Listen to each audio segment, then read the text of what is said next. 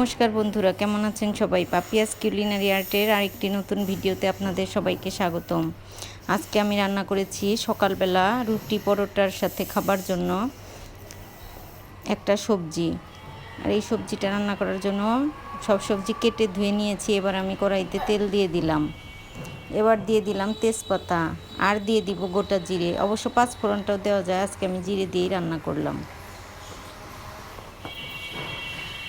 এবার দিয়ে দিলাম গোটা জিরেটা ভাজা হয়ে গেছে। এবার আমি সেই আগে থেকে কেটে রাখা পেঁয়াজ কুচি দিয়ে দিলাম।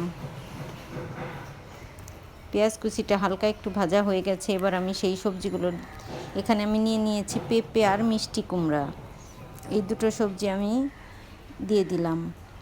সবজিটা হালকা একটু ভেজে নিব। আসলে সকালবেলা খাবার জন্য এই সবজিটা রান্না করলে রুটি দিয়ে খেতে দারুণ লাগে। এবার দিয়ে দিলাম খুবই সামান্য আদা বাটা আর অল্প মশলা, অল্প তেল দিয়ে এই সবজিটা সকালবেলা একদম পারফেক্ট। এবার আদা দিয়ে আমি সবজিগুলো একটু হালকা ভেজে নিয়েছি। এবার দিয়ে দিলাম সামান্য হলুদ গুঁড়ো, ধনিয়ার গুঁড়ো আর খুবই সামান্য মরিচ গুঁড়ো। এবার খুব সুন্দর করে নেড়েচেড়ে একটু কষিয়ে নিব।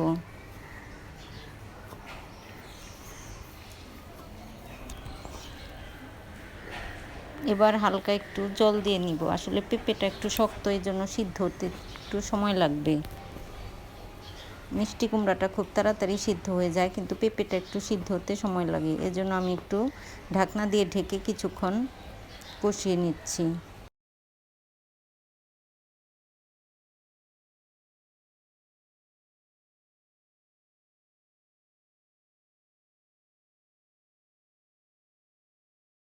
এবার খুব ভালো মতো কষানো হয়ে গেছে। আমি এবার একটু জল দিয়ে দিচ্ছি। আসলে খুব জল জল করব না, হালকা একটু মাখা মাখা করব। আমি 1 কাপ জল দিয়ে দিলাম।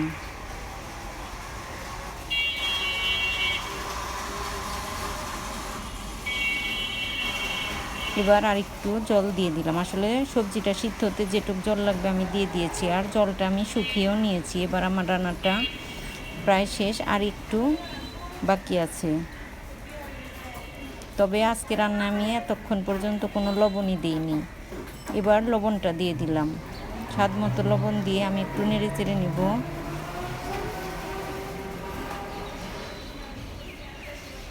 আর একটু জল আছে, এইটুকু আমি হালকা একটু শুকনা শুকনা করে নেব। এবার দিয়ে দিলাম গরম মশলা গুঁড়ো আর বাটা। আর এই গরম মশলা বাটাটা দেওয়ার জন্য এই সবজিটার টেস্ট অসাধারণ আসবে।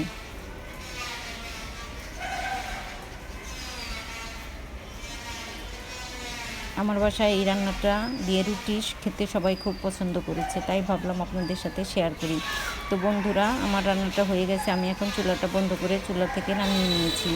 আমার ভিডিওটা যদি ভালো লাগে তবে অবশ্যই জানাবেন, লাইক কমেন্ট শেয়ার করবেন। ভিডিওটি দেখার জন্য সবাইকে অসংখ্য ধন্যবাদ।